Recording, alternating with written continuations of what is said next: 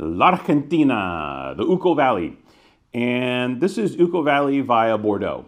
That's what we're talking about today with the Linda Flor Blend. You know, they could have come up with a little fancier name at some point, huh? Yeah. It's always, you know, I get it. You know, what is it? It is a blend. Okay, great. Thank you. It's the Linda Flor Blend. But the wine is so much more than that. We are in the Uco Valley in Argentina, in Mendoza, but channeling through Bordeaux. This is a heavily Bordeaux slanted style of wine from folks that from Bordeaux that set up shop here back in, I believe, 1998 was when the founder, Catherine Verger, first started this property at the behest of one Michel Rolland, who decided to pull together 6 Bordeaux growers and then himself, and they formed this Clos de los Siete, this huge conglomerate of really famous Bordeaux folks that decided to buy a huge tract of land in Mendoza, and they all planted their vineyards and built their wineries, all kind of right next to each other. Over the years, they've had nuances and swales in the terroir and the style and what they want to do and how they want to do it, and everyone has kind of gone their own way in how they do their things and how they style their wines. And Catherine, early on, I think she took this tact, although we didn't know it at the time because the property was new, but her whole gig was waiting. Her whole gig was waiting. And a lot of these guys, they're stuff with the market straight away, super fresh, you know, get my money back. Oh my gosh, I invested all this money. I'm putting my wine out.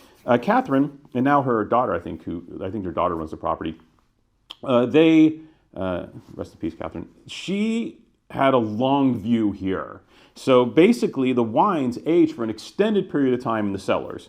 So when she worked with Michel Rolland, who still consults for the winery today, actually, when working with Michel and the current enologue, Jose Munier, who worked with Michel and Marcelo Pelleriti, the former winemaker, you've heard his name before in these pages, they decided that they're going to go long haul. They're going to make these wines to age. So the release dates are later. So in front of us, we have the current release of the Linda Flor Blend, the 2018. And here we're talking about a blend of 48% Malbec, 40% Cabernet Franc, and 12% Syrah, I believe, Syrah. All French oak aged, extended élevage, right? So this wine spends a lot of time in barrel and then sits in bottle for an extended period of time before it gets released. The 2018's in the market. This wine's, what, 7, 8 years old now. And that was the whole point. The point is, let's see what these wines do with age. And then what they found out was, aha, these do very well with age. These age like a son bitch. Okay, let's do this. And that's their plan. So let's dig into 2018 here.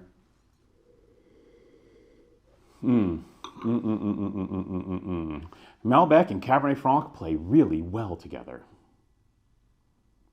That's the gist of this. There's more Cabernet Franc going in Mendoza all the time. Of course, some of the greatest wines from Mendoza are the single vineyard Cabernet Francs from El Enemigo. There's great Cabernet Franc being produced from Catena, from Zorzal, from all these cats. Cabernet Franc is a big deal now. And here you see why. Because it creates the freshness. No, Malbec has freshness and lift. I'm not going to say it doesn't. But what it does is it takes Malbec out of that monodimensionality. Whoa! Oh, hey! That was a word. Holy, I'll have to look that one up. I think Malbec can be a little straight. It's gorgeous, but it can be a little straight. And the Cabernet Franc gives you this, gives you the lavender, gives you the florals, gives you the pipe tobacco, gives you the nuance and all that. So when you put Cabernet Franc and Malbec together, they play really well. And that little knock of Syrah is just to kind of pump up the middle. You put a little more volume in there in the center and just create a more complex wine. And this wine, just on first whiff, that's what we're talking here. The Franc is really to the fore in this wine, actually. It's in front. And the blue fruits of the Malbec almost play the supporting role to the aromatics of the Franc, which is, again, really, really dominant.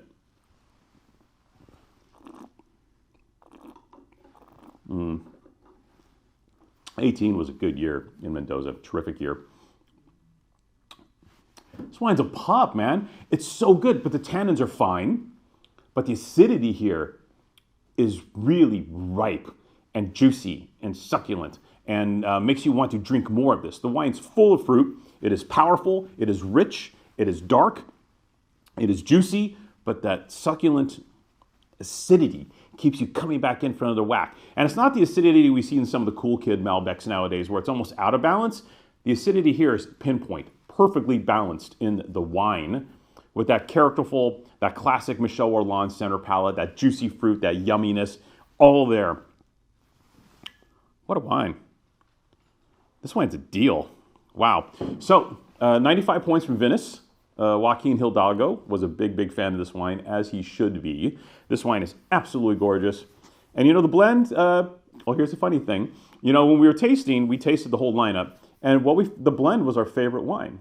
You know, it worked itself out better than the Malbec. This whole thing of blending, the fact that the Bordelais could be onto something.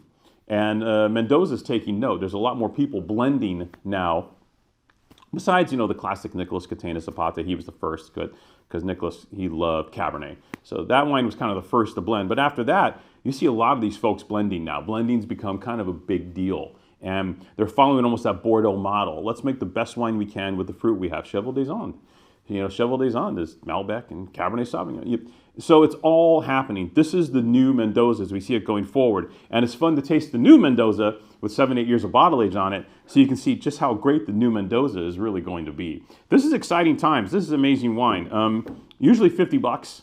We got a pretty hot price on it. I think we're going $29.98 on this wine. So for a wine of this caliber, this is a screaming deal with the bottle age, and you can age this another decade.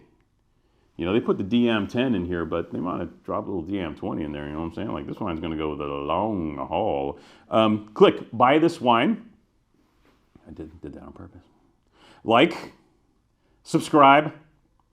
How do you say subscribe in Spanish? I don't know. I was going to try and be clever. Suscribo. Suscribo? Te gusta? Vino?